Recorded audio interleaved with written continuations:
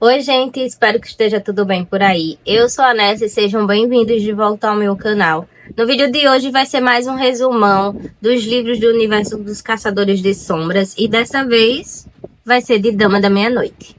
Bom, a releitura que eu fiz dessa história foi nessa edição aqui, tá cheia de marcações, mas eu não vou ficar mostrando pra vocês o livro porque a capa dele é metalizada, né, e tal, e dá certo reflexo na câmera. Então, eu vou deixar ele um pouquinho de lado, mas eu vou deixar a capinha dele aqui em algum lugar desse vídeo pra vocês ficarem contemplando a beleza dessa. Bom, esse livro se passa em 2012, 5 anos depois de Instrumentos Mortais, em Los Angeles. Já no prólogo, a gente conhece o Kit e o Johnny Rock, né, que é o pai dele, e eles vivem ali no mercado das sombras.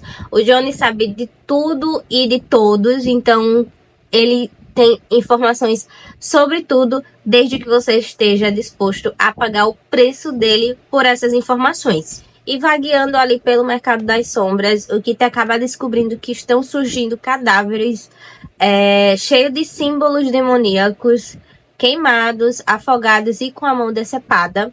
E quando ele chega perto da barraca do pai dele, ele percebe dois caçadores de sombras indo em direção à barraca, né? Indo de encontro ao pai dele. E esses dois caçadores de sombras é a Emma e o Cameron, que é a atual namorado dela. Ela vai levar um pano, né? Um tecido para o Johnny, para que ele possa investigar um pouco sobre a morte dos pais da Emma, né? E aí ele acaba citando essas mortes que estão acontecendo por conta dos símbolos que estão sendo desenhados nos corpos, né? Que aparentemente são os mesmos símbolos que foram encontrados nos corpos dos pais da Emma. E aí o Johnny fala que os corpos estão surgindo, né? Aparecendo sempre 2 dias depois do desaparecimento. E que ele meio que sabe, provavelmente, o próximo lugar de desova do corpo que sumiu, né? Da pessoa que sumiu. E aí a Emma pega essa informação e vai embora. E aí no primeiro capítulo a gente já tem a Emma no telhado de um prédio junto com a Cristina. E a Emma está no telefone dispensando o Cameron, né? Terminando tudo com ele, dizendo que não, o problema não é ele, é ela, enfim. Já os Blackthorne estão viajando, eles foram visitar a tia-avó deles em Sunset, eu não sei se pronuncia assim, mas é assim que vai ficar. E a Cristina está passando um tempo lá no instituto como uma espécie de intercâmbio. Ela chegou logo depois que a família Blackthorne tinha saído de viagem. Então eles meio que não se encontraram, não se conheceram. Já os meio-irmãos, né, que é a Ellen e o Mark, eles foram exilados. Um foi para Caçada Selvagem e o outro para Floresta Brucelinde, devido à paz fria, né? E o fato deles serem metade fada, né? Porque a mãe deles era uma fada. Só por conta disso, eles precisaram ser exilados. Já o tio dos Blackthorne se tornou o diretor do instituto onde eles moravam. E a Diana se tornou a tutora deles. Apesar de as circunstâncias em que os corpos foram encontrados, a Clave colocou a culpa da morte dos pais da Emma no Sebastian também, apesar de ser totalmente diferente ao padrão de morte do Sebastian, né, durante a guerra e por conta dos crepusculares. Ainda assim, eles não seguiram investigação, só colocaram a culpa no Sebastian e é isso mesmo, mas a Emma nunca engoliu isso. E aí a Emma se torna para a batalha do Julian, principalmente porque eles já tinham ali uma certa amizade há muito tempo, ela já morava com eles e se ela não se tornasse para a batalha dele, talvez eles pudessem ser separados, né, uma vez que eles são de famílias diferentes. E ela também queria ficar em Los Angeles para investigar a morte dos pais, já que a Clave não ia fazer isso por ela, né? E aí a Emma tá exatamente no lugar onde o Johnny disse que possivelmente haveria a desova do corpo.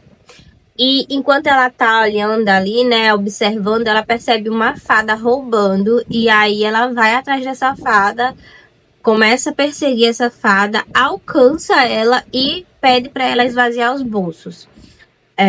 Mas a fada, ela é bem atrevida, né? É uma fada.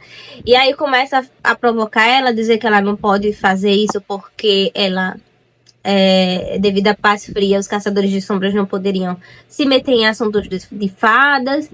E aí ele fala sobre o Mark. Quando ele fala sobre o Mark, a Emma se distrai e ele acaba correndo. E ela volta a correr atrás dele. E logo em seguida tá a Cristina também correndo atrás deles. E aí eles acabam entrando num lugar totalmente insalubre, meio que tipo uma caverna, sei lá. E lá eles encontram um corpo, obviamente morto, inchado, encharcado. E a Emma meio que fica paralisada, porque esse corpo tem exatamente as mesmas marcas que foram encontradas nos corpos dos pais dela, né? Aparentemente. Ela não tinha certeza, porque apesar dela ter olhado para as fotos dos corpos dos pais dela há mais de 5 anos, né? Há 5 anos, no caso. E tivesse essa fotografia na cabeça dela das marcas, ainda ela precisava ter a certeza. E ela ficou paralisada, em choque, né? Porque ela viu aquele corpo ali e percebeu que talvez o assassino dos pais dela tá tão próximo que ela pode ter a oportunidade de vingá-los. E aí, quando ela, né, se toca ali, a primeira coisa que ela pensa é em chamar os irmãos do silêncio e a Diana. E quando eles chegam, os irmãos impedem ela de chegar próximo do corpo, embora já tivesse visto o suficiente. E a Diana pede para ela voltar para o instituto, né? Que quando ela soubesse mais informações, ela iria contar para ela, né? Que ela iria lá no instituto conversar com ela sobre o que eles descobriram. E apesar dela não poder chegar mais próximo do corpo, a Cristina já tinha tirado fotos, né? Então seria muito mais fácil para ela comparar a foto que a Cristina tirou, né? As fotos que a Cristina tirou no celular dela com as fotos que ela tem dos corpos dos pais dela em casa, né? E aí, quando elas chegam no instituto, a Emma mostra um mural, né, de investigação que ela tem sobre a morte dos pais dela, né? Todos os jornais, as pistas, recortes de livros que ela foi pesquisando relacionado àqueles escritos que foram encontrados nos corpos. E é um painel assim gigantesco, porque é desde os 12 anos que ela faz isso. Então são 5 anos de pesquisa, de investigação, que ela não chega a lugar nenhum, e ela estava quase desistindo quando essas mortes começaram a aparecer, e agora ela tem um pinguinho ali de esperança de vingar os pais. Depois que ela mostra, né, esse painel todo e explica toda a situação para Cristina, que ela ainda não tinha conversado sobre, ela vai mostrar os quartos dos Blackthorns, que está próximo deles chegarem, né, de volta de viagem. E aí ela sai mostrando os quartos de cada um deles, meio que apresentando eles sem apresentar diretamente pessoalmente. E com isso a gente também conhece os Blackthorn, né? Na visão da Emma, mas obviamente num contexto geral, assim, pra gente conhecer um pouquinho deles, porque são muitos, né? São 5 crianças, eu acho. É isso. E aí ela começa pelo quarto do Ty. Ele tem 7 anos e às vezes ele tem pesadelos devido à guerra, né? Ele era muito bebezinho quando a guerra aconteceu, mas ele se lembra, né? Ele tem certas memórias do que aconteceu, né? Então, quando ele tem esses pesadelos, o Julian acaba dormindo com ele. E aí ela passa pro quarto da Drew, que ela tem 13 anos e é obcecada por livro e filme de terror. Então, quando ela abre o quarto ali, vê vários livros, DVDs, posters de filmes sangrentos e, enfim. Ela é um pouco, digamos que estranha. Não estranha, mas tipo, é fora do padrão. Em seguida, ela passa para o quarto dos gêmeos, né? Que é a Liv e o Ty.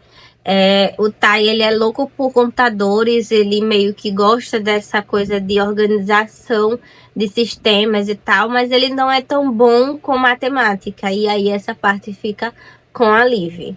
E aí, por último, ela chega no quarto do Julian, que ela não precisa falar muita coisa, porque desde que a Cristina chegou, que ela fala do Julian, e pra Cristina, ela acha que já conheceu o Julian e não precisa de muitas apresentações, de tanto que a Emma fala sobre o Parabatai.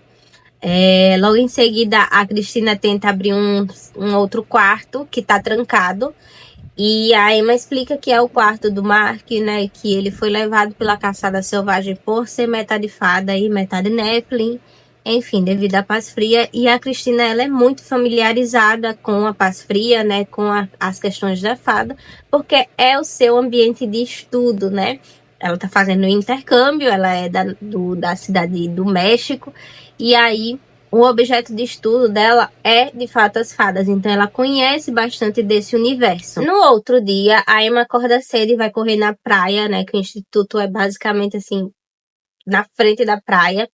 E aí, quando ela volta, ela dá de cara com o Johnny saindo do instituto, seguido pela Diana.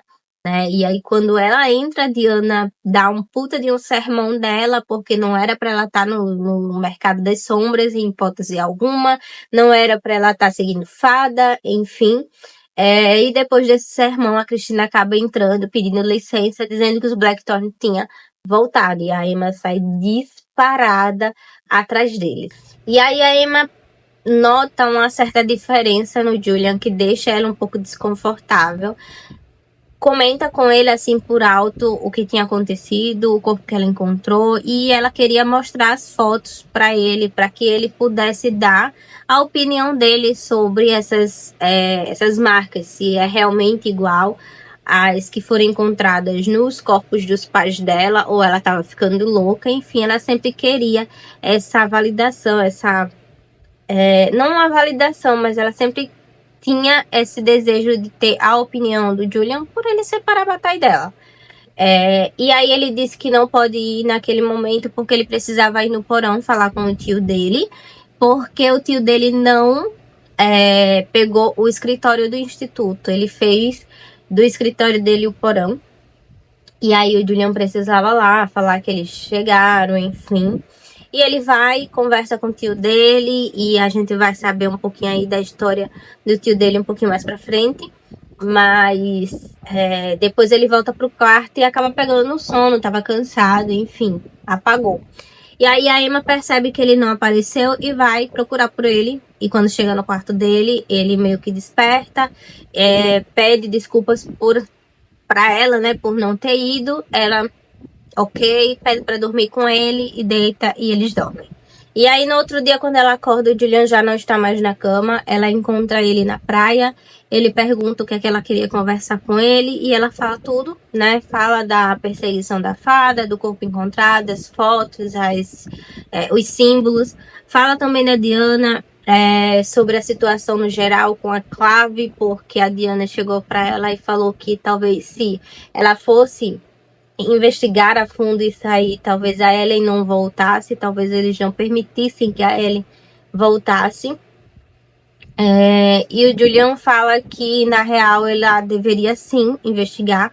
Se houver a possibilidade dela vingar os pais dela de alguma forma, dela achar esse assassino, ela deveria seguir, né, nessa linha investigativa, embora a Clave não aceite, né, não permita. Porque há 5 anos eles vêm tentando conversar com a Clave para fazer a Ellen voltar. Nem que seja como acompanhante da esposa dela, né? Porque a esposa dela é uma Nephilim pura, né? Digamos assim. Então essa Nephilim poderia ser, por exemplo, uma diretora de instituto para que a Ellen pudesse voltar para o ciclo, né? Dos Nephilims e não estar tão distante deles. E em nenhum momento a Clave cedeu. Então, porque agora eles iriam ceder, né?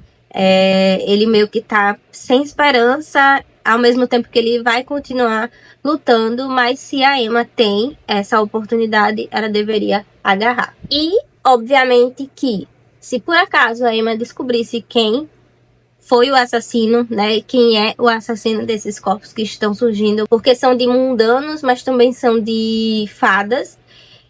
E dependendo aí da situação, poderia poderia começar a aparecer, né, a surgir corpos de caçadores de sombras. Então, se ela descobrisse quem era o assassino, a Cláudia estaria em dívida com eles. E eles poderiam pedir qualquer coisa para eles. E aí a Emma sai, né, vai treinar junto com os gêmeos e a Cristina. E nessa parte dá muita ênfase na Cortana, que é a espada da Emma. A Emma ela é muito apegada a essa espada porque foi a única coisa que sobrou, né, do pai dela. É uma espada familiar, né, que vai passando de geração em geração. E dessa vez está com ela.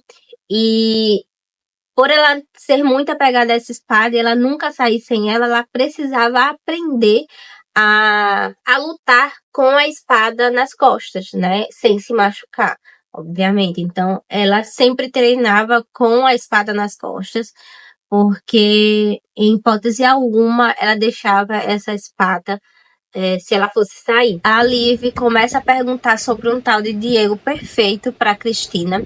E a Cristina explica que a mãe dela acha que ele é perfeito para casar com ela, mas que de perfeito ele não tinha nada. E aí a Emma meio que deduz que talvez o Diego tenha partido do coração da Cristina.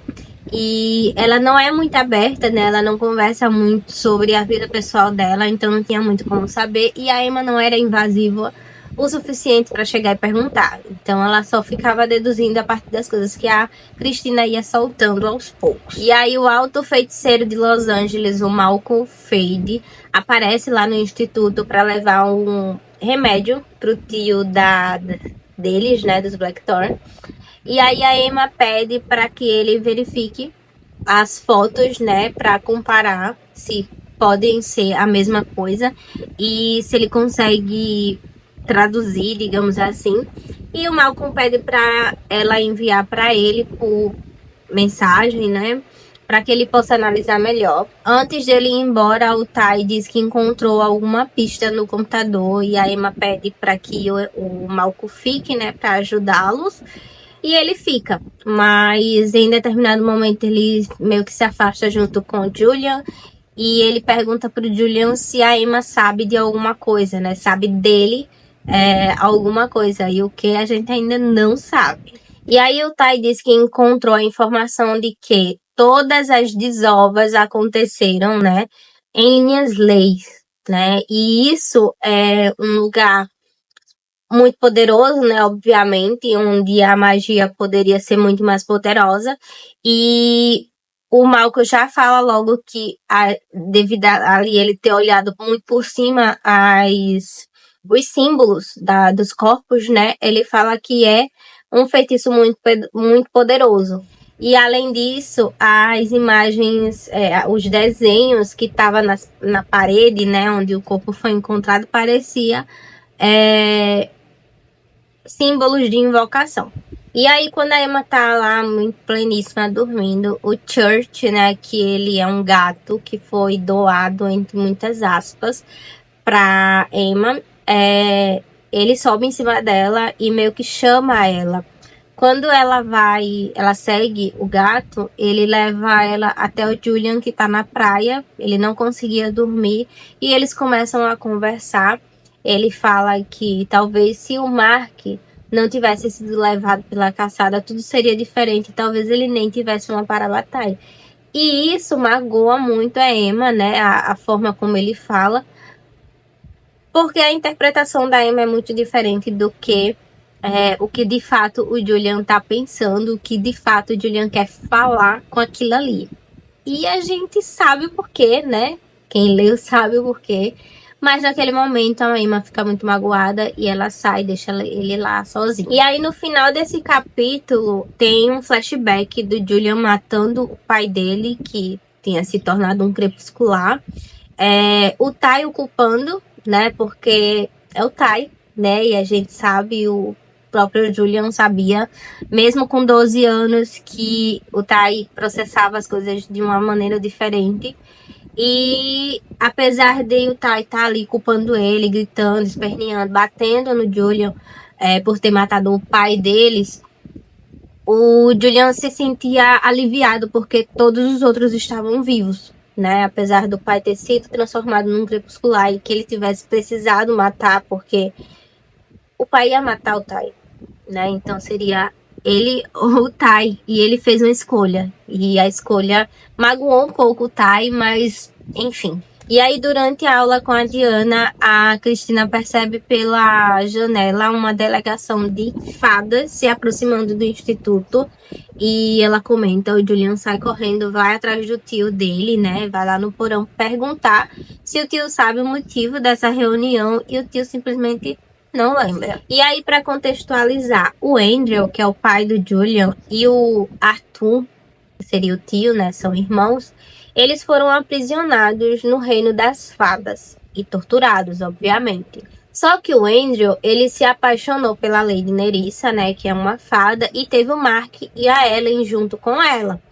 Já o Andrew, o Arthur, ele foi torturado durante todo o tempo que ele estava lá no reino das fadas, de todas as formas possíveis. E apesar de ser nítido que isso aconteceu, ainda assim é um mistério, né? E a sanidade do Arthur simplesmente foi por água abaixo, né? Foi de arrasta para cima.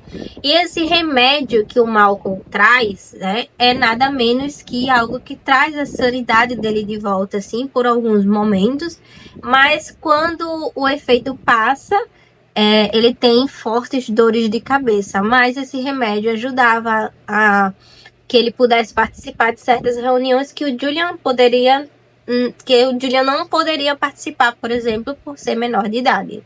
E aí eles trazem uma proposta, né, que é entregar parte da tradução dos feitiços que estão aí matando os caçadores e fadas, e inclusive matou os pais da Emma, em troca de Mark, mas para isso eles precisavam traduzir o restante, né, do feitiço para que eles pudessem saber o que fazer, né, e evitar mais mortes. O rei Ancile, ele proibiu que eles continuassem fazendo a tradução, né, mas eles queriam descobrir o autor desses crimes para que não continuasse acontecendo e vingar aqueles que já foram mortos, né?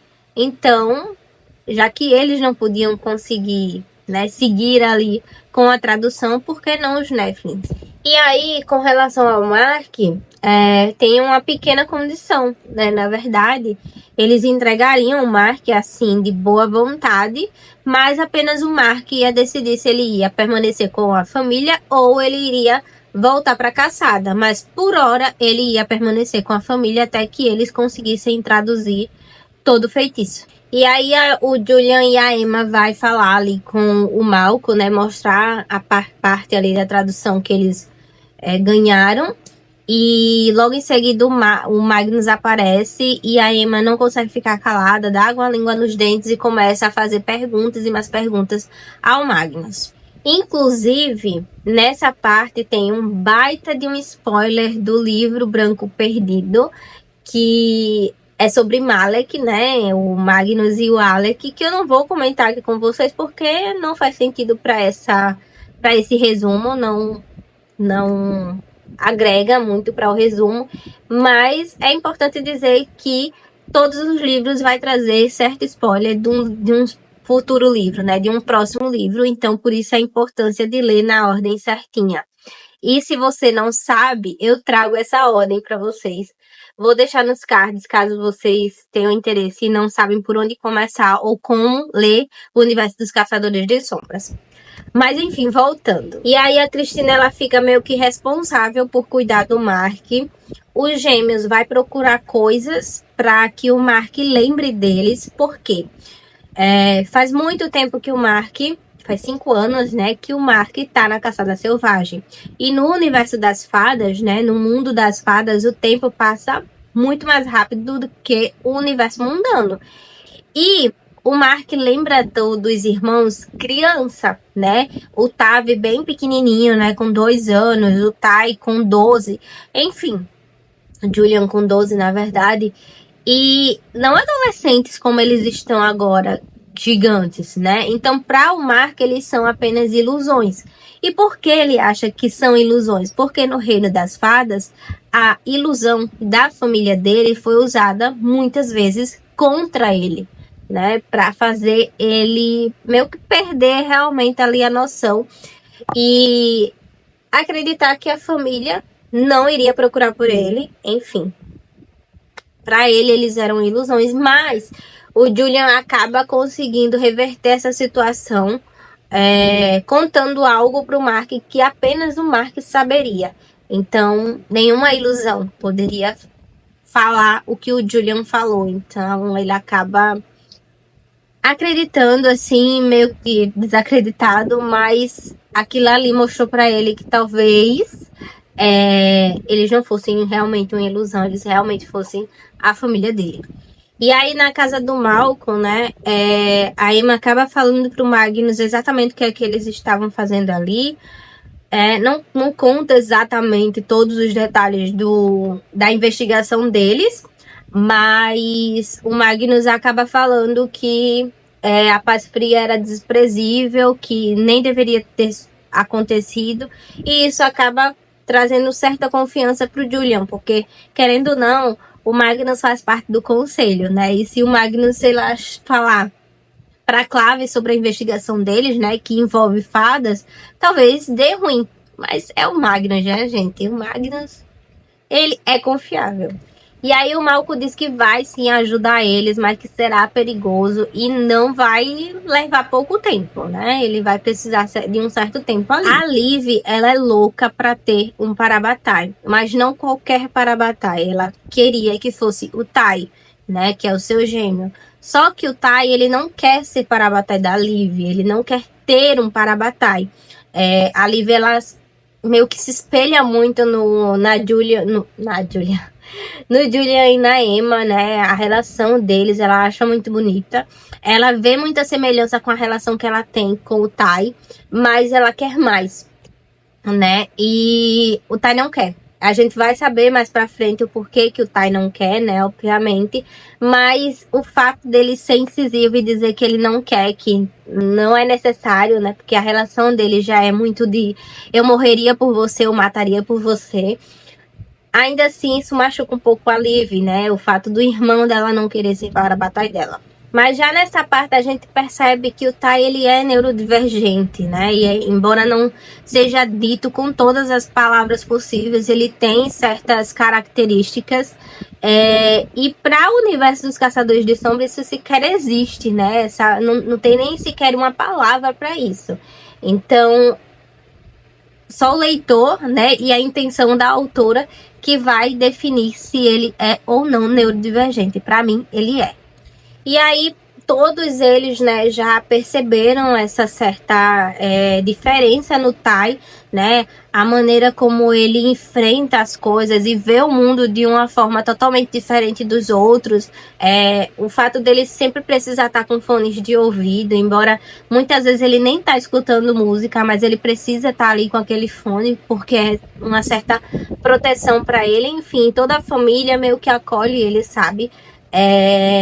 O jeitinho dele. E aí, depois que o Julian consegue fazer o Mark acreditar que eles não são ilusões, que eles realmente são a família dele, ele vai ajudar eles na investigação lá na biblioteca, tá todo mundo lá. E em determinado momento o Mark pergunta da Ellen. E aí o Julian fala que ela foi exilada e ele fica todo temperamental, full pistola, desconta em todos e sai batendo pé e todo mundo fica assim... amado. E aí a Emma fica pistola, né, com ele por ele ter explodido com a família, culpando a família por algo que eles não tinham como evitar.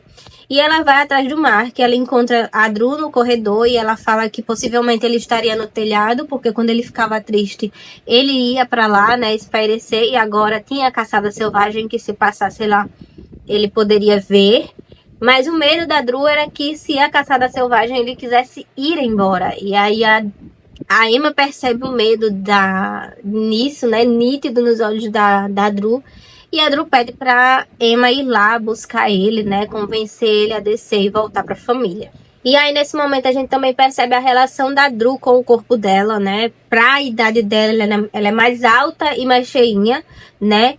E a gente tem a falsa ideia, né, conforme a gente vai lendo, que todos os caçadores de sombras são esbeltos e magros e blá blá por conta do treinamento deles, né, e faz sentido de fato, mas a gente percebe que o biotipo da Dru não é esse, e ela treina o mesmo que os caçadores de sombras, que todos eles, que a família deles, né, e isso é trabalhado durante a trilogia. E eu acredito que vai ser trabalhado também na última trilogia da série, né? Que é os poderes perversos. E, enfim, inclusão. E aí, quando a Emma chega para conversar com o Mark, ele fala que pode encontrar as linhas leis, né? E porque é o tipo de magia que as fadas sentem. E chama a Emma para ir com ele. A Emma diz que vai, mas que antes vai chamar o Julian. E o Mark não quer ver o Julian de forma alguma. Mas como a Emma não queria perder a oportunidade de encontrar o possível lugar onde os feitiços estão acontecendo, ela vai. E aí, quando eles chegam lá, eles encontram um lugar cheio de símbolos e feitiços de disfarce, né? Mas o Mark consegue ver através deles, por conta, né, da magia de fada, enfim. Ele encontra roupas, ossos e encontra também uma carteira que ele já pega, né, pra investigar. E aí, quando a Emma abre a carteira e vê o documento da pessoa dona daquela carteira, né? Ela percebe que é o mesmo cara que ela encontrou morto lá, que ela chamou os Irmãos do Silêncio e a Diana. Pronto, é o mesmo cara. E aí eles saem do lugar, né, da convergência lá, e dão de cara com meia dúzia de demônios e começam a lutar. E aí, quando o Mark foi deixado, né, no instituto, o cavalo dele também foi deixado. Mas como é um cavalo mágico, né, da caçada selvagem, esse cavalo pode se transformar no que o Mark quiser. Ou, não no que o Mark quiser, mas no meio de transporte que seja compatível com o lugar que ele esteja, né? E no lugar que ele estava, uma moto seria mais compatível do que um cavalo. Então eles chegam na convergência, né, na linha lei ali de moto, e no combate eles estão tentando chegar nessa moto. Mas os demônios acabam destruindo a moto. E eu só pensei, meu Deus, se destruiu a moto, destruiu o cavalo também. Enfim.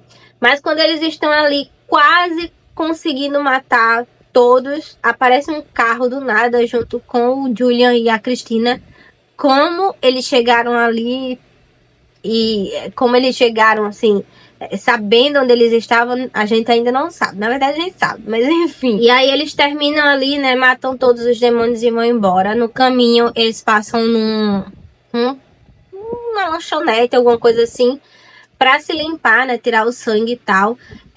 O Julian quer a todo custo fazer um Iratze, né, um símbolo de cura no Mark, mas o Mark é incisivo, insuportavelmente resistente a qualquer tipo de marca. Ele diz que os símbolos não servem de nada para ele e que de qualquer forma, por ele ser uma fada, ele se cura muito mais rápido do que um caçador de sombras ou um mundano. A Diana foi comunicada, né, do que eles foram fazer lá, o que eles encontraram, e ela coloca um mecanismo de segurança lá que vai ligar para o instituto caso o assassino resolva voltar para aquele lugar, né, enfim.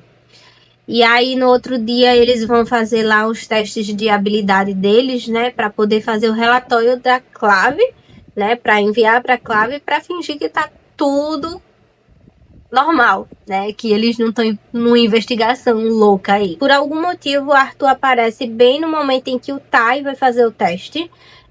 E o teste do Tai era atirar no alvo, né? Que faz um barulho ensurdecedor. E o Tai só consegue fazer o teste de fones de ouvido por conta do barulho. E aí, o Arthur obriga literalmente o Tai a tirar os fones de ouvido e fazer o teste sem os fones de ouvido, dizendo que se ele tivesse numa batalha ele não poderia estar com os fones. E aí o Tai tira os fones, mas ele acaba mirando num rádio que tá saindo um barulho, né, uma música, não sei. Ele consegue atirar bem direto, né, no rádio. E acaba com barulho, né, só o barulho do disparo mesmo, de fato. E todo mundo fica tipo... Meu Deus, que rolou aqui? E aí a gente descobre, através de uma conversa da Diana com o Julian, né, que ela chama ele para conversa sobre o Tai, o desejo do Tai querer ir para Skelomense. Skelomense, não sei falar. Mas é a escola, né, que prepara os guardiões. E aí a gente também vai conhecer eles. E o Julian sabe desse desejo também, mas ele tem muito medo de como as pessoas lidariam com o Tai. Porque, apesar do Tai ele não ser maior de idade, e para ir para Skelomense ele precisa ser maior, ele é tão inteligente quanto alguém precisa ser para entrar, né? E aí o Julian tem muito medo, não é como as pessoas tratem o Tai, mas que façam ele se sentir diferente de alguma forma, e isso ele não ia admitir. O Tai e a Liv encontraram o endereço do cara da carteira, né, que a Emma encontrou, e a Emma vai junto com o Julian na casa desse cara. Chegando lá, eles invadem o lugar e eles percebem que tem uma mulher morta na piscina da casa. E logo quando eles encontram essa mulher, eles são atacados, onde o Julian é atingido por provavelmente alguém que estava com uma besta e atirou, né, uma flecha no Julian. E não era qualquer flecha. A Emma sai correndo atrás do cara que atirou mulher, ninguém sabe, porque tava todo de preto, não dava nem pra ver quem era.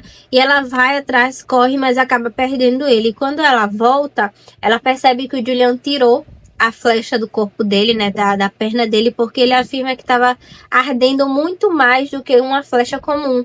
E quando ele fala isso, é só o tempo dele terminar a frase e ele desmaia. E aí a Emma manda uma mensagem pra Liv dizendo que o Julian tá muito mal, que precisa de ajuda, mas quando eles chegam, né, Liv, Tai, Cristina, a Emma já tinha resolvido o problema. Ela faz um Iratse no Julian, que acaba fechando o ferimento, e é estranho porque o ferimento em si ele era muito grave para apenas um Iratse resolver, mas resolveu. E eles naquele momento percebem, né? Percebem não, mas eles acham que isso foi possível por conta da ligação para a batalha deles. O que não deixa de ser verdade, mas enfim, não só por isso. Mas chegaremos lá. E aí, quando estava tudo razoavelmente bem, eles na volta passam novamente numa lanchonete para se limpar e comer e conversar sobre o que tinha acontecido, o que acharam, em que pé estão, né, na investigação. A Emma pegou a bolsa, né, da mulher morta lá na piscina. E, né, na bolsa ela encontra um bilhete que chama-se A Loteria, em um endereço de um lugar que está fechado há mais de 15 anos, o que é no mínimo suspeito. Na volta, a Cristina volta com o Mark, e quando eles chegam no instituto, eles dão de cara com o que é um príncipe fada, né, da caçada selvagem. E o Mark pede para Cristina entrar, né, que ele vai logo em seguida. E a Cristina fica meio desconfiada ali de deixar o Mark sozinho com esse cara que ela desconhecia e que era alguém ruim, né, porque é da caçada selvagem, o lugar onde ele foi levado, né, e tirado da família. Então ela fica escondida, né? Ela se esconde e meio que não escuta muita coisa, e quando ela volta a olhar para eles, eles estão se beijando. E ela fica chocada, mas ao mesmo tempo ela sente desejo. E aí ela não sabe se é por eles dois, pelo que eles têm, né? Pela conexão que ela percebe deles. Mas ela tem certeza que o que ela tá sentindo é desejo. E aí, nesse momento, tem um flashback do Mark chegando na caçada selvagem, do que eram chegando também logo em seguida, e de como eles começaram a interagir e como que a relação deles começou. E aí o Julian dá parte da roupa dele ali que ele cortou, onde a flecha tinha atingido, para o Malcolm investigar que tipo de veneno era. E o Malcolm disse que é uma espécie de veladona que nenhum Iratse conseguiria salvá-lo da morte, né? É mesmo intensificado sobre a conexão para a batalha. A Amy e a Cristina vão comprar vestidos para a festa que tem lá no bilhete, né? Que eles, para investigar, eles precisam ir para essa tal festa. E aí a Emma tenta entrar no assunto, né, do que aconteceu no México com a Cristina, o que realmente aconteceu com o Diego, talvez. Porque ela sabia que a Cristina não estava ali apenas pelo intercâmbio, ela realmente estava fugindo de alguma coisa, mas a Cristina não se abre com a Emma nesse momento e pede para Emma esquecer o assunto. A única coisa que ela fala é que algumas traições não podem ser perdoadas. E aí a Liv e o Tai conseguem traduzir mais uma parte do feitiço lá, que parecia ser um poema que citava Annabel Lee, que até o momento ninguém sabia quem era, mas era um poema do Edgar Allan Poe. Quando eles chegam na festa, eles são meio que obrigados a dançar, né, para não chamar atenção.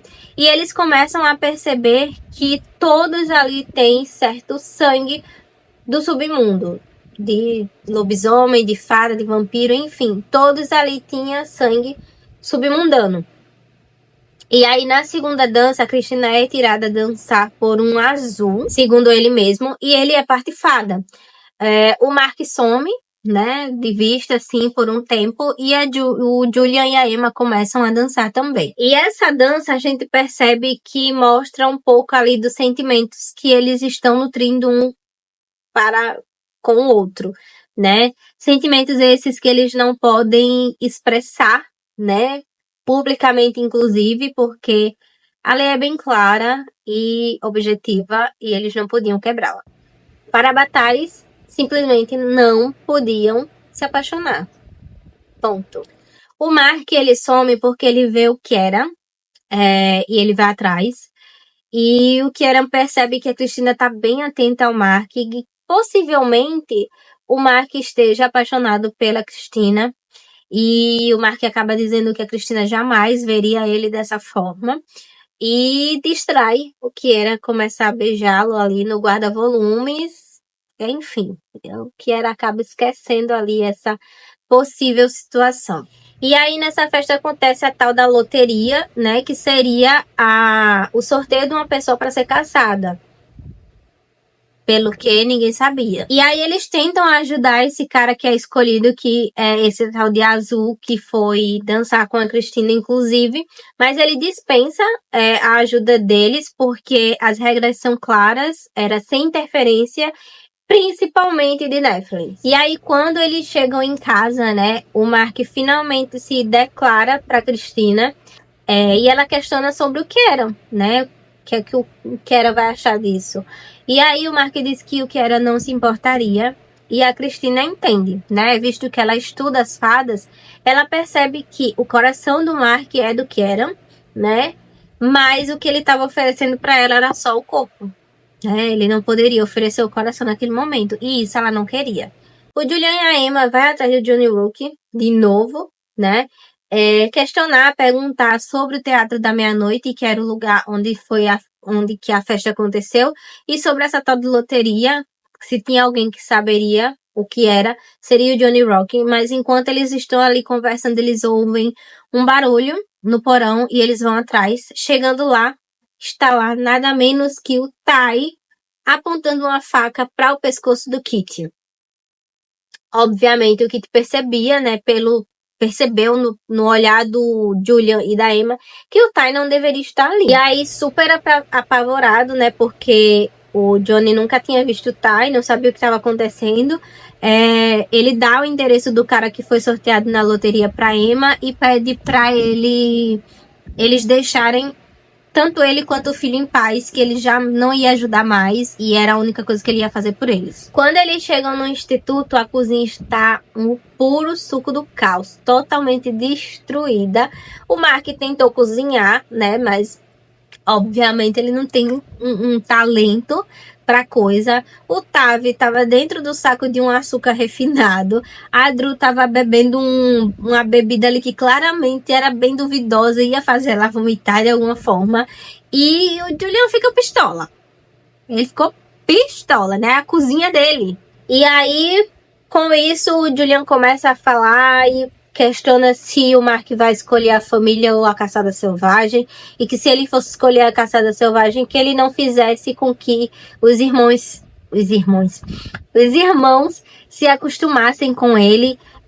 Enfim, eles brigam e o Julian vai-se embora, vai pro quarto, batendo o pé. Enfim, o Mark fica meio que... O que é que eu tô fazendo aqui?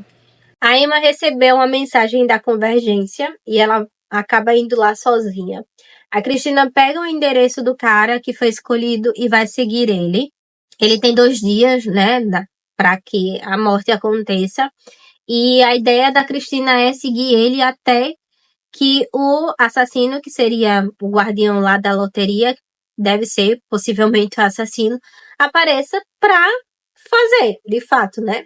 A Cristina chega perto dele de novo, oferecendo ajuda, e ele mais uma vez nega, pede para ela deixar ele em paz, que não era para ter interferência, que o que ele estava fazendo, ele queria fazer. Enfim, ele foge. A Cristina desenha um símbolo de rastreamento no carro dele e volta para o instituto. Quando ela volta para o instituto, ela chega na cozinha para beber uma água, ela encontra o Mark sentado no chão, todo coberto de sujeira, né? A cozinha, o caos, né? Que tava antes. E o Tavi dormindo no colo dele. E aí a Cristina se senta, eles começam a conversar e a Cristina conversa com o Mark sobre o que aconteceu no México, sobre o Diego, sobre o Jaime, que é o irmão do Diego e seria o melhor amigo dela. E o Diego seria o cara que ela estava apaixonada e ambos, tanto o cara quanto o melhor amigo, tinha traído ela. Já na Convergência, a Emma percebe que ao redor dela, né, quando ela entra, tem um aquário gigante. Ela encontra uma certa alavanca e o que é que ela faz? Ela puxa essa alavanca e ela percebe que não é um aquário, mas muito pelo contrário, era só uma abertura para o oceano. E quando ela puxa essa alavanca, o oceano simplesmente inunda tudo, fazendo ela meio que se afogar. E enquanto ela se afoga, obviamente, o Julian também sente, né? Ele meio que tá se afogando ali, mesmo fora d'água, e ele vai atrás dela. Nesse momento, a gente tem o flashback da cerimônia para a batalha deles, né? E ali tá o Jem Castanhos, né, que foi a pessoa que doou o Church pra Emma. E nesse momento ele já não era mais um irmão do silêncio, né, pra quem leu os livros anteriores sabe da história. E tava a Clary, tava o Jace também. E nesse momento a gente percebe que a Emma já amava o Julian de uma forma diferente. Só que ela não entendia que forma de amor era essa. Que talvez se ela tivesse entendido, eles não seriam para a batalha. Um amor proibido. Enfim. De alguma forma, a Emma foi levada diretamente para próximo ali do instituto, né? O raso ali da praia. E o Julian alcança ela, né? Quando chega nela, ele faz um símbolo nela para que ela consiga expelir a água que ela tinha bebido, né? Ela acaba expelindo essa água, começa a tossir, meio que volta em si. Mas no desespero ali, né, de um perder o outro, porque era o que parecia que estava acontecendo, eles começam a se beijar. E aí, nesse desespero todo, eles fazem mais que se beijar e acabam dormindo na praia. E quando eles acordam no outro dia, eles percebem que alguém passou por ali e os viu sem roupa, abraçados um nos braços do outro, e que poderia dar muita merda aquilo ali. E meio que desesperado com as consequências do que poderia acontecer ali, eles começam a pedir desculpas um pro outro, dizer que não estavam pensando direito. O Julian se prende à lei e a Emma acha que o que eles fizeram não era errado. O caos. E aí o Julian fala que o sexo em si, né, não iria exilá-los, né? Que a única coisa que poderia fazer isso acontecer seria sentimentos. E ele fala como se o sentimento que ele sente pela Emma seria só um amor de amigo mesmo, sabe? E isso magoa ela, obviamente. Mas ela lembrava do que tinha acontecido. Ela lembrava também que do Julian ter falado eu te amo pra ela durante o momento ali, mas ela não tinha certeza. Ela tava tão inebriada que nem não tinha tanta certeza assim. E a forma como o Julian tava falando ali ia contrário da forma como ele tratou ela na noite anterior, né? Do que eles fizeram ali. Mas, enfim. E aí o Julian sugere que eles esqueçam o que aconteceu e finjam que nada aconteceu de fato.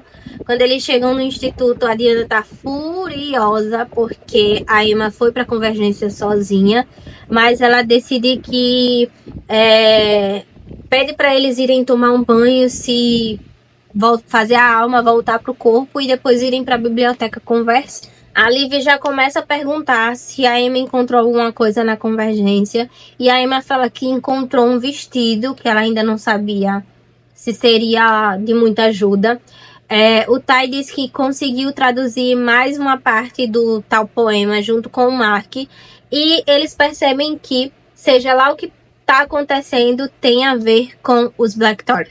E aí eles acabam se dividindo para seguir o Sterling, né? Que é o cara que foi o azul, que foi escolhido até o momento da caçada, né? Realmente, propriamente dita. E aí a Emma vai com a Cristina e ela tá muito aérea e acaba soltando que ela transou com o Julian. Cristina fica incrédula, passada. E aí a Cristina pergunta a Emma se a Emma o ama. E a Emma sequer responde. A Cristina fica mega preocupada, né, por conta da lei. Mas a Emma acaba falando que mesmo que ela o ame, o Julian não a ama da mesma forma. Então, talvez não fosse um problema em si.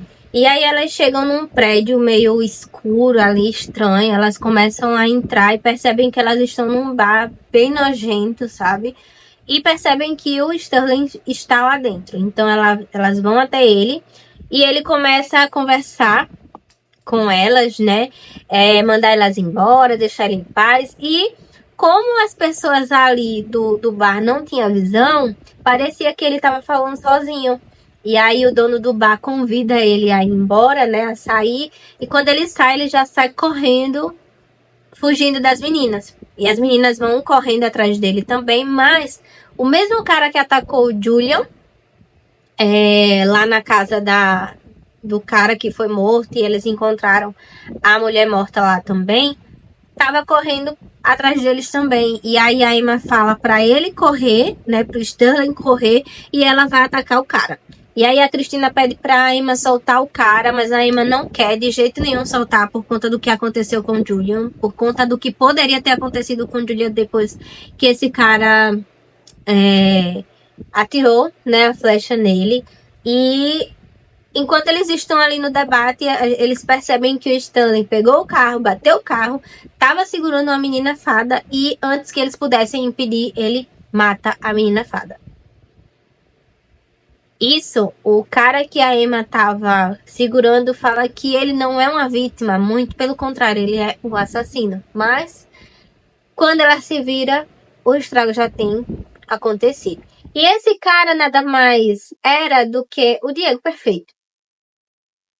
E só por isso a Emma não cortou a garganta dele, né?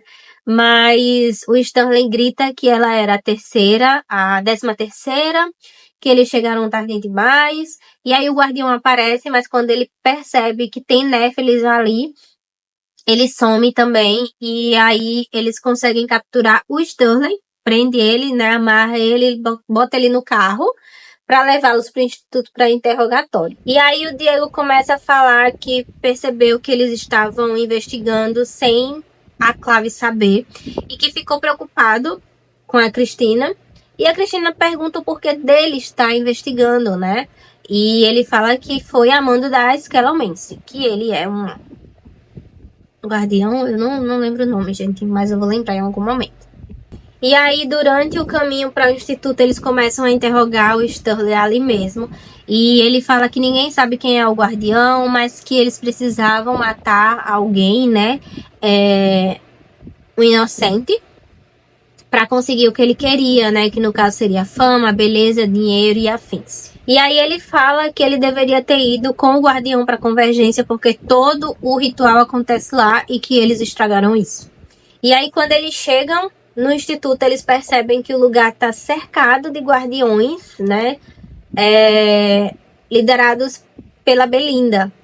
Quem era a Belinda? Também não sabíamos ainda. E aí a Emma acaba batendo o carro porque foi atacada por eles, né? A Cristina é ferida, o Diego tenta ajudar ela fazendo irates e levando ela para dentro do instituto. O Sterling acaba fugindo junto com a Cortana, né? E quando a Emma vê isso, ela vai de encontro para ele, consegue chegar nele, pega a Cortana antes que ele chegue perto da Belinda, né? E aí a Belinda começa a questionar o que foi que o Stanley falou para os Nephilim, e o Stanley disse que nada, que ele jamais falaria alguma coisa, que queria só ir junto com o Guardião, e enfim. E quando ele percebe que a Belinda não tá acreditando em nada do que ele tá falando, ele olha para o Diego, a cena, pedindo para que eles não deixem a Belinda levá-lo, porque ele sabia que ali naquele momento ele morreria. E aí a Cristina corre para o instituto para chamar os outros. Bem na hora que a Belinda orienta eles atacarem a Emma e o Julian. E aí, enquanto a batalha acontece, a Emma percebe que a Belinda não tem uma das mãos. Mesma coisa que ela percebeu da moça que estava morta na piscina. Ela também não tinha uma das mãos. E aí, quando a porta do instituto se abre, o Malcolm aparece e consegue dispersar toda aquela galera, né, os seguidores do Guardião, dizendo que iria incinerá-los. E ele mostra que ele pode fazer isso, então eles ficam com medo e acabam indo embora. E aí a Belinda simplesmente consegue alcançar o Stanley e ela corta as duas mãos do cara e vai embora. Mas antes dela ir, ela olha para trás e ela meio que fala que sabe quem que realmente dirige o instituto e que ela pode contar para Clave. E aí ela olha para o Malcolm perguntando o que ela queria dizer com aquilo, e o Malcolm olha para o Julian e fala para ele dizer para ela a verdade, porque se ele não dissesse, ali seria o fim da ajuda do Malcolm, porque ele nem sequer sabia do envolvimento de fadas. E aí a gente tem mais um flashback, né, de como foi a introdução do Arthur, né, do tio deles, na família. Ele chega, cumprimenta todo mundo bem distante e frio, pergunta onde é o escritório, e quando ele chega no escritório ele percebe que o escritório é claro demais, pergunta se tem um sótão, um porão, e aí o Julian diz que sim e vai levar ele até lá e faz do sótão, ou é do porão, o escritório dele, né? Como é mais escuro, ele precisava de um lugar mais escuro. E aí, na primeira vez, ele desce para jantar, né? Mas totalmente distante, frio, algo totalmente diferente do que as crianças esperavam, né? Volta pro escritório dele, cada vez mais ficando mais recluso, mais distante, não descia mais para jantar. O Julian precisava levar a comida dele pro escritório. Enfim, quanto mais isolado ele ficava, mais indícios de problemas mentais ele tinha, né? Ele dava, no caso. E aí ele esquecia o rosto do Julian, às vezes, chamando o Julian pelo nome do irmão dele morto, né? Do Andrew, que é o pai do Julian. Às vezes falava que ele estava escutando vozes, que ele dizia que eram vozes de anjos e demônios. E aí, com isso, o Julian, no auge dos seus 12 anos, percebeu que precisaria cuidar da família dele para manter a família dele unida, porque ninguém poderia saber do Arthur, né, do que estava acontecendo com o Arthur, porque se soubessem, ele iria ser trancado no Basílias, que é a espécie de hospício deles, né, e se ele fosse trancado no Basílias, quem seria o líder do instituto, né? E se não tivesse líder nesse instituto, eles poderiam sim ser separados. E isso o Julian não deixaria acontecer. E aí, no presente, o Julian senta para conversar com o Mark e com a Emma sobre tudo o que ele fez desde a Guerra Maligna até o presente momento, para manter a família deles unida, né? Tudo que ele abdicou, de tudo, ele ter ido atrás do remédio do Arthur para tentar manter a sanidade dele quando ele precisava fazer um pronunciamento, quando ele precisava ir numa reunião. Enfim, as cartas que ele respondia da Clave, que era para, teoricamente, o Arthur responder. Enfim, tudo, ele conta tudo. Que foi ele, basicamente, que dirigiu o instituto durante esses 5 anos. O Diego leva a Cristina para a enfermaria. Ela questiona o que é que ele estava fazendo ali. Ele conta sobre a missão da esquelomense, né, sobre a bilheteria, o teatro lá da meia-noite, e que ele veio no instituto conversar com o Arthur, e o Arthur mandou ele embora, o que levou ele a acreditar que talvez os Blackthorn tivesse algo a ver com os assassinatos. E aí o Diego pergunta para Cristina por que ela foi embora sem falar nada, e ela questiona sobre o plano dele junto com o Jaime, né, que seria ele casar com ela, o Jaime se tornar o parabatai dela, e com a influência ali que eles teriam, né, já que ele seria marido dela e o irmão dele seria parabatai, desinstituir a mãe dela do cargo de diretora do Instituto do México. E aí ele fala que nunca fez parte desse plano, que não conhecia mais o irmão, que naquele momento o Jaime estava bêbado e falando essas coisas, ele não queria contrariar para não distanciar o irmão naquele momento, que sempre a amou e queria fugir com ela. Acredito? Não sei. E aí a Cristina fala que mesmo que ele soubesse do plano e não tivesse dito nada, a intenção de dizer não ajudava em nada. E aí na biblioteca, o Tai questiona se o Diego é um centurião. É um centurião, né? Quem passa pela esquelomense se torna um centurião. E ele fala que sim, né? E fala o que ele faz como centurião, né? E tudo que envolve a esquelomense, e o Tai fica super vidrado, né? Super desejado ali por aquilo. Mas ele fala também sobre a investigação dele, né? Sobre o que ele descobriu. E que o feitiço não parecia nada de invocação, e sim de necromancia. E aí o Tavi, ele fala de um poema, de um livro infantil que ele sempre lia. Sim, o Tavi, uma criança de 7 anos, acaba desvendando todo o mistério. E nesse livro infantil tem o mesmo poema que eles estavam tentando desvendar. E aí o Tai mostra, o Tavi, né? Vai lá pegar o livrinho dele e mostra. E aí no livro a história se chama Dama da Meia-Noite, obviamente. E o guardião, seja lá quem ele for, quer trazer a Annabel Lee de volta. Mas os versos desse poema e dessa história não eram suficientes para um feitiço de necromancia. Então eles precisavam achar o livro Preto dos Mortos. E aí a Emma tá na escadaria quando o Diego aparece. Ela questiona para onde ele vai e ele fala que vai na Convergência ver se eles deixaram passar alguma coisa. E ele questiona também onde está a Diana e questiona também a lealdade da Diana. E aí o Julian já dá uma cortada nele sobre essa questão, diz que a Diana tá na Tailândia, mas que ela tava a par de tudo que estava acontecendo. E aí o Diego aceita a resposta e só vai embora. E aí sozinhos o Julian e a Emma começam a conversar sobre os sentimentos deles. Enfim, era algo que estava cada vez mais crescendo. E eles começam a se beijar. E enquanto isso, eles escutam um barulho, eles param na hora e eles percebem que o Gilwyn, né, o Gilwyn, aparece, que é o líder da caçada selvagem, no caso. Ele aparece e ele não tá sozinho, ele não tá feliz, ele tá junto com o Kieran e o Ialart, e querem falar com o Arthur. E aí eles estão acusando o Mark de ter contado um dos segredos, um dos maiores segredos da caçada selvagem para uma caçadora de sombras. Porque no episódio lá do Açúcar, do Tavi dormindo no colo dele quando a Cristina apareceu, o Mark fala como o Gilwyn pode ficar sem os seus poderes, assim como a rainha Cilly ou o rei Ancili tem algo que faz com que eles percam os poderes, né? Ou que possam ser submetidos a alguma coisa.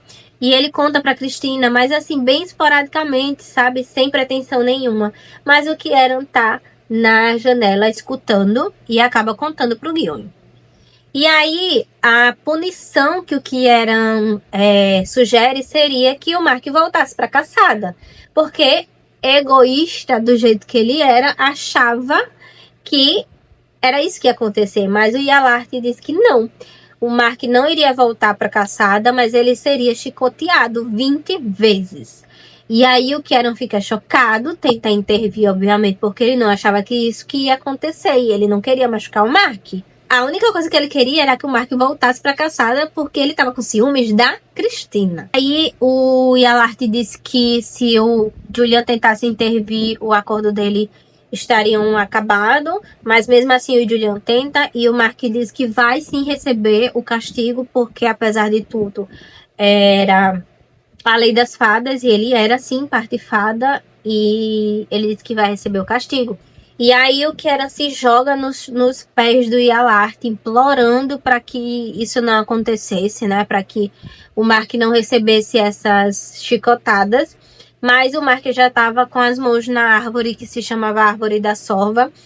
E aí, desesperado, Julian se oferece para receber, né, o castigo no lugar do irmão dele. E o Kieran prontamente já diz, deixa que ele leve esse castigo, desde que não seja o meu Mark. Só que o Mark já não era mais dele naquele momento, né? E aí, quando o Kieran grita, né, dizendo que prefere que seja o Julian e tal, o Yalart, ele meio que, ele aceita, obviamente, e o Mark cai na porrada com o Kieran, né? Pistola com o que estava acontecendo, mas eles acabam sendo separados. E o castigo começa. Só que a Emma simplesmente não consegue suportar as chicotadas, porque ela também estava sentindo. Da mesma forma que o Julian sentiu ela se afogar, ela estava sentindo as chicotadas que o Julian estava recebendo. E aí ela implora para ir até o Julian, porque se a dor que ela estava sentindo era tão grande, né, excruciante, imagina a dor que o Julian estava sentindo. E ela implora para ir até ele e tal, e eles acabam deixando, né, porque eles sabiam também da ligação para a batalha, entendiam, apesar deles serem bem rígidos, eles entendiam a ligação para a batalha. E aí quando ela chega no Julian, ela faz um símbolo nele e deixa ele inconsciente. Ela se oferece para levar o castigo, né, o restante das chicotadas, e percebendo que eles não iam ceder, que talvez eles até esperassem que o Julian acordassem, ou que simplesmente botassem o Mark lá, ela começa a se gabar que matou fadas, que gostou de matar fadas, enfim, só para provocar, e com isso ela conseguiu o que ela queria. E aí ela recebeu as demais chicotadas até ficar inconsciente. E aí na enfermaria, né, os Blackthorn entravam, saíam, o Mark entrava, a Cristina, e a Emma seguia inconsciente. Ela estava sonhando com muitas coisas, inclusive ela sonhou com o pai, que fala que a Cortana pode cortar tudo. E essa informação é importante, né, para o leitor e para a própria Emma, mas naquele momento ela não sabia. E quando ela acorda, a Cristina tá junto com ela na enfermaria. E logo em seguida o Julian aparece, corre de encontrar ela, abraça ela e tal. E logo quando foi possível, né, quando ela conseguiu se levantar e tal, ele leva ela pro ateliê dele, né, que é onde ele pinta, ele é pintor e tal. Eu acho que eu não cheguei a comentar, né, falar essa informação. Mas era algo que ela comentava muito, que antes, quando eles eram crianças, né, antes da guerra maligna e tudo mais, ele pintava ela, mas ele parou.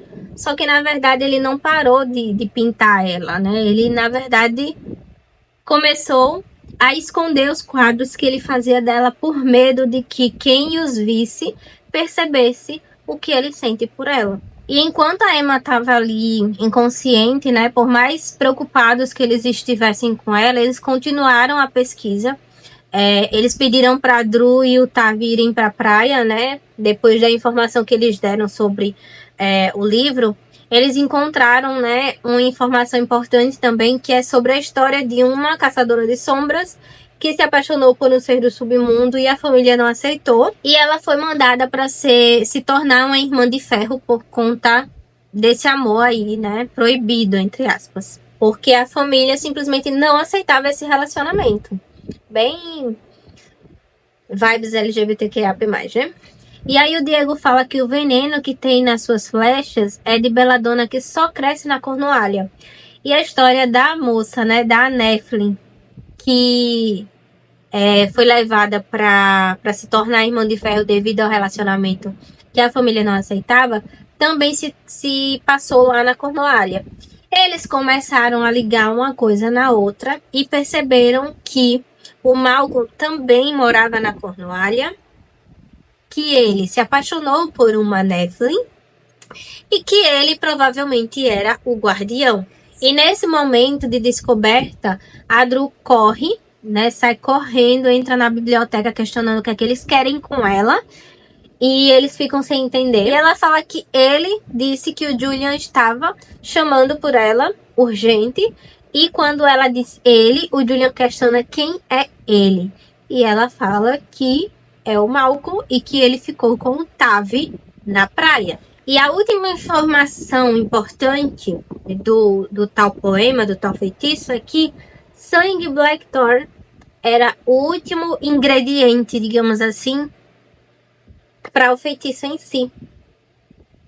E Malcolm estava com o Tavi. Ele mandou pela Dru um bilhete. E no bilhete tinha dito: vou trazer ela de volta, Annabel Lee. E quando ele abre esse bilhete e lê, uma explosão acontece que acaba, sei lá, fazendo com que nenhuma linha de telefone pegue, internet, nada. Dando tempo para o Malcolm chegar onde ele queria, fazer o que ele queria, aí, enfim. Para que eles também não pudessem contatar a própria Clave, né? Porque por mais que o que eles estivessem fazendo fosse errado perante a Clave, eu acho que o fato do Tavi estar em perigo iria fazer com que o Julian buscasse a Clave. E não ter telefone, não ter nada para chamar pela Clave, ia dar o tempo suficiente para o Malcolm fazer o que ele pretendia fazer. E enquanto isso, eles percebem que tem alguém na claraboia que nada mais é que o Kieran. E o Mark ataca o Kieran porque ele tá full pistola ainda com o cara, né? E ele disse que não tava ali para brigar, nem para fazer nada, ele só queria ajudar. E ele fala da localização do Tavi junto com o Mark, fala que a magia que foi usada ali naquele bilhete para causar toda essa explosão, essas coisas, foi magia Ancile, né? Magia do rei Ancile. E, enfim, ele tenta ajudar. E além disso, ele ainda solta a informação de que foi o Malcolm que matou os pais da Emma e que eles foram uma experiência para o que está acontecendo agora, para esse feitiço. Ele precisava saber se ia dar certo. Então ele usou os pais da Emma de cobaia, matando-os para saber se o feitiço iria dar certo ou não. Quando eles chegam no lugar, né, que o Kieran falou que seria o lugar do sacrifício e tal, eles encontram Tai numa mesa com os braços e as pernas atados. E eles meio que ficam escondidos ali, olhando, porque ele tá num círculo de proteção. Um círculo, né, de proteção, tem vários símbolos de proteção perto dele também, então eles precisavam pensar no que eles iam fazer antes de fazer, só que eles percebem um vulto chegando perto do Tavi, e a Livy, ela não consegue se conter e começa a gritar pedindo para esse vulto que tava com capuz e tal, ficar longe do Tavi. E aí quando ela se vira, é nada menos que a Diana, e ela chega perto deles dizendo que é muito perigoso eles estarem ali, que não era para eles estarem ali. E eles ficam chocados porque ela estava ali. O que é que a Diana estava fazendo ali? E aí a Emma, né, e o Julian até lembram do que o Diego falou sobre a lealdade da Diana. Só que a Diana não tinha traído eles, né, como eles acharam. Ela, na verdade, estava ali para salvar o Tavi, da mesma forma que eles. E aí o Malcolm aparece e ela meio que pede para eles ficarem afastados um pouco e escondidos enquanto ela conversa com o Malcolm. E o Malcolm questiona como ela descobriu, né, e tal. E ele sugere o nome da Catarina Lois. E que de fato, né, foi através da Catarina que ela teve alguns insights para descobrir que era o Malcolm por trás desses assassinatos. E aí ele ameaça matá-la, mas ele acaba jogando um feitiço nela que a parabiliza lá. E mostra que eles não estão sozinhos. Tem tipo umas arquibancadas assim, cheia de seguidores do Guardião. Mas aparentemente eles estão mortos, porque eles estão com o pescoço meio prendido assim, sabe? Como se tivessem quebrado. Aí ele mostra a ferramenta que ele iria usar, né, para trazer a Annabel de volta, que é a tal da Mão da Glória, que era composta por 5 mãos de assassinos. né? E por isso tinha a loteria e a pessoa tinha que matar e por isso que perdia a mão, enfim. E ele fala que descobriu a verdadeira história da Annabelle, que na verdade ela não tinha se tornado um irmão de ferro, coisíssima nenhuma, que ela tinha sido morta pela mão, né, pelas mãos da própria família, porque ela tinha se apaixonado por ele, e que eles não queriam sujar o nome da família porque ela estava apaixonada por um feiticeiro.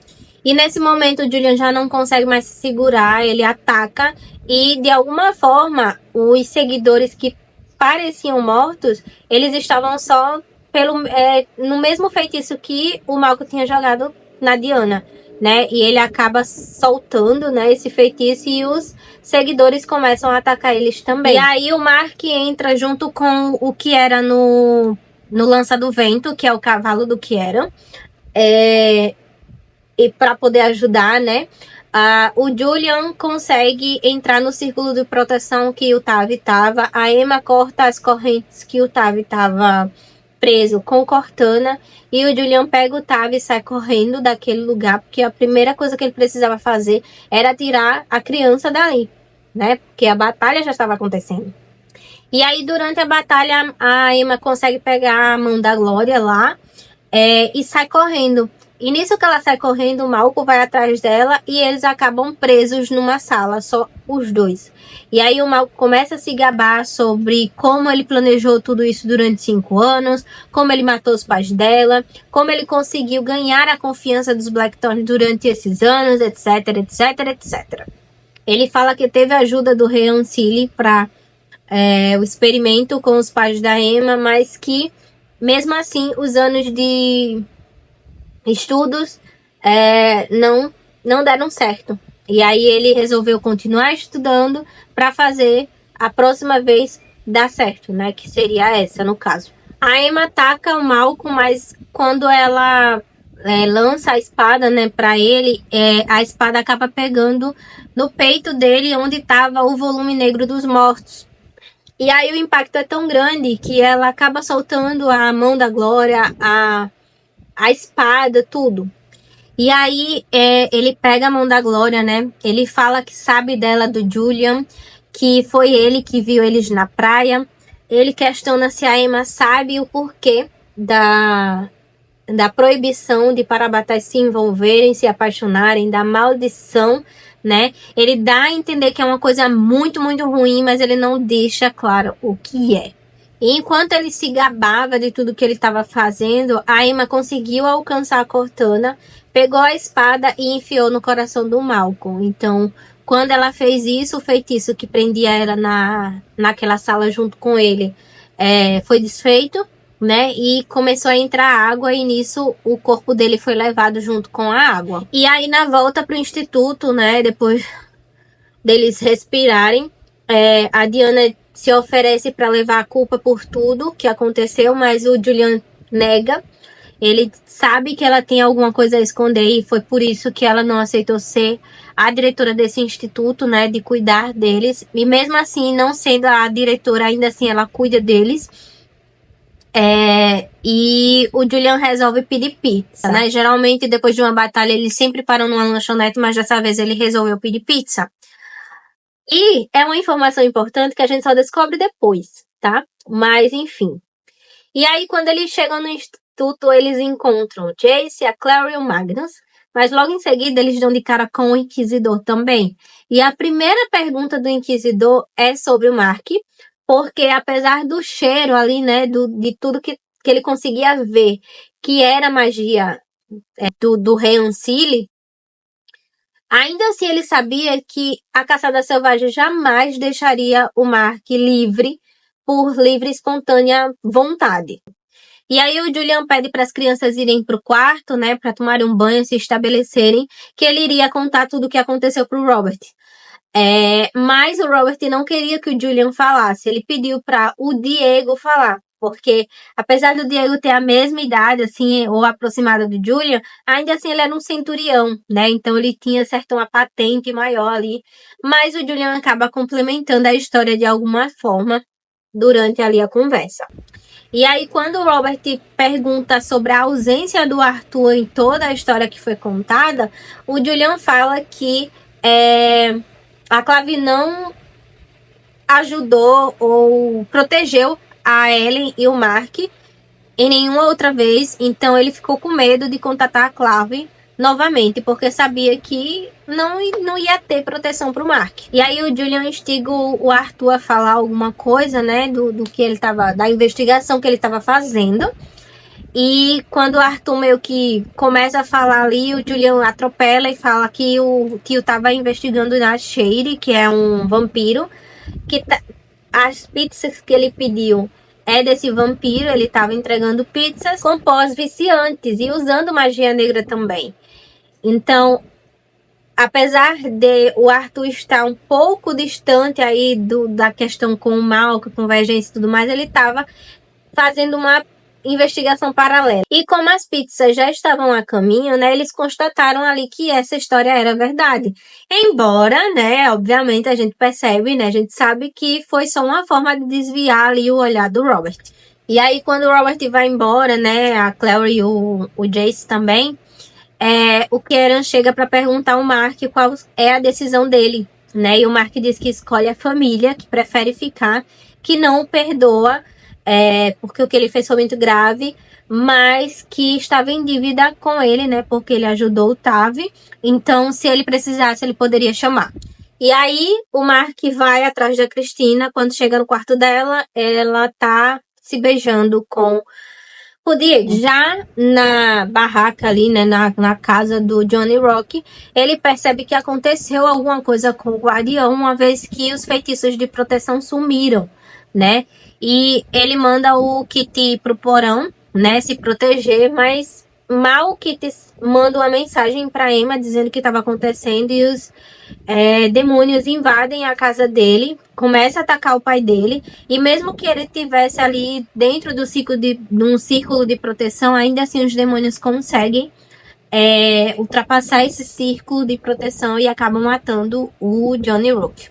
O Julian dormiu no quarto da Emma e eles acordam ali aos beijos, mas eles se tocam do que está acontecendo, né? O que eles estão fazendo quando a Liv bate na porta questionando se a Emma sabe onde o Julian se meteu, que ela e os outros estão com fome. E eles começam a dizer que eles não podiam estar fazendo isso, que não era certo, que não sei o quê. E o Julian diz que sim, eles podem fazer desde que eles não sejam pegos. E nesse momento a Emma vê a mensagem do Kit. E aí a Emma corre pra lá, né? Começa a combater os demônios antes de perceber que lá também tava a Tessa e o Jem, que chama o Kit por Christopher Herondale.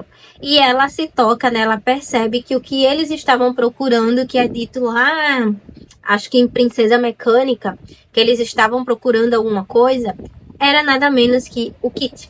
Há muito tempo, né, o Tobias Herondale foi condenado como desertor e foi condenado à morte, mas ele nunca foi encontrado. Então essa sentença passou para sua esposa, que foi morta. Ela estava grávida e a Catarina Loss contrabandeou, né, o bebê antes da morte dela para o Novo Mundo, né, para a segurança do Novo Mundo. E essa criança é, de fato, o Kit. E aí, quando eles chegam no instituto, ele dá de cara com o Tai. E já não se batem, né? Porque o Tai, da primeira vez que eles se conheceram, né? O Tai tava apontando uma faca para o pescoço dele.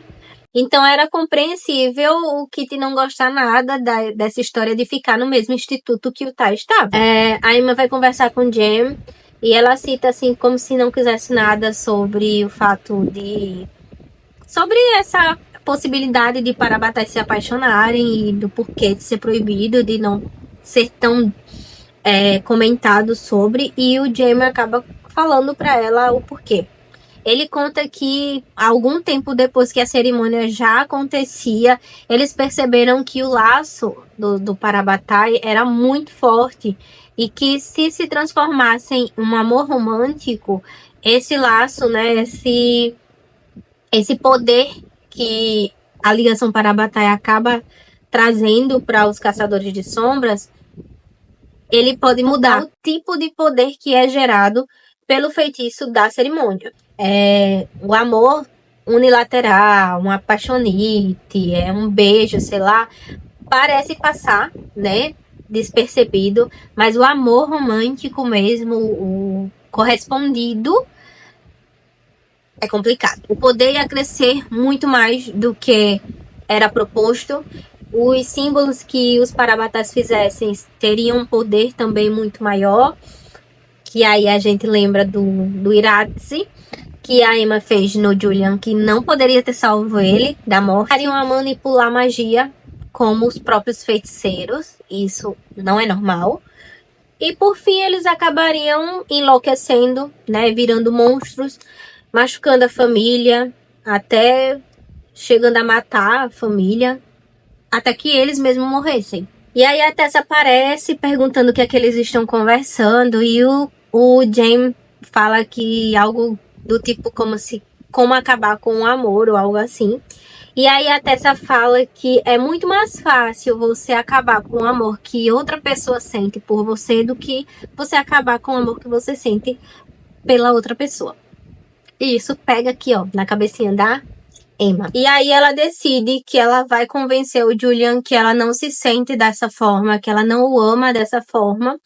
E para isso, ela resolve pedir pro Mark fingir que está namorando com ela, fingir que se apaixonou por ela, e ela vai fingir da mesma forma. Pede para que ele não pergunte o porquê, mas que ela realmente precisa disso. E o Mark aceita.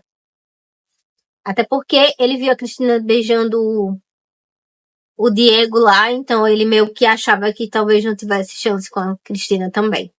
E aí no prólogo, é bem rapidinho o prólogo, que é nada menos que a Annabelle ressuscitando. Como? Ainda não sabemos e só vamos saber no próximo livro. E aí, nessa edição, eu não me lembro se na primeira edição tem, mas nessa edição aqui tem alguns contos, ou é só um conto, na verdade, que é nada menos que o Simon dizendo que pediu a Izzy em casamento.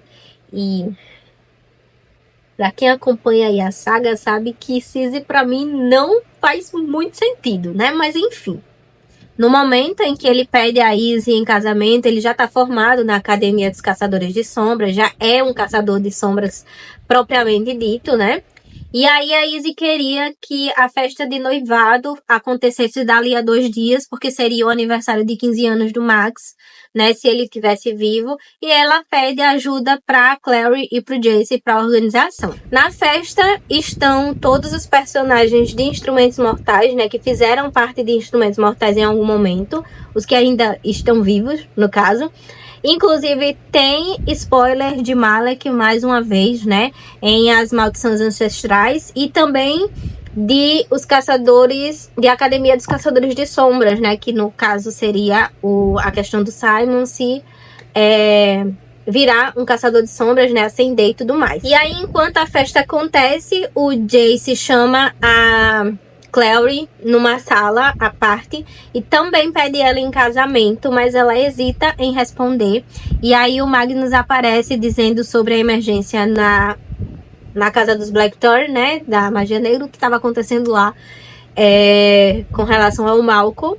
E ela não tem a oportunidade de responder, ou eles têm a oportunidade de seguir com aquela conversa. Eles só vão resolver o que tem que resolver. E aí também tem a cena original da Emma com o Julian na praia, e o que muda é que essa cena é um pouquinho mais detalhada, né? Não chega a ser explícita, mas é um pouquinho mais detalhada. E por último, o último conto, que é chamado Estrelas Flamejantes, que é a primeira vez do Mark e do Kieran, né?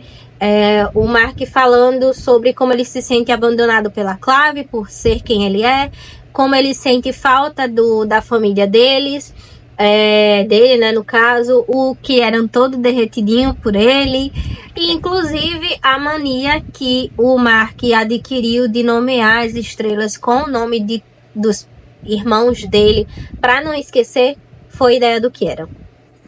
E enfim, fim Eu espero que vocês tenham gostado desse resumo, que ele consiga ajudar você a seguir para o próximo livro, caso você tenha lido e tenha esquecido. Comenta aqui embaixo o que você achou, se inscreve no canal se você ainda não for inscrito, ativa o sininho para não perder nenhum conteúdo aqui do canal e até o próximo vídeo.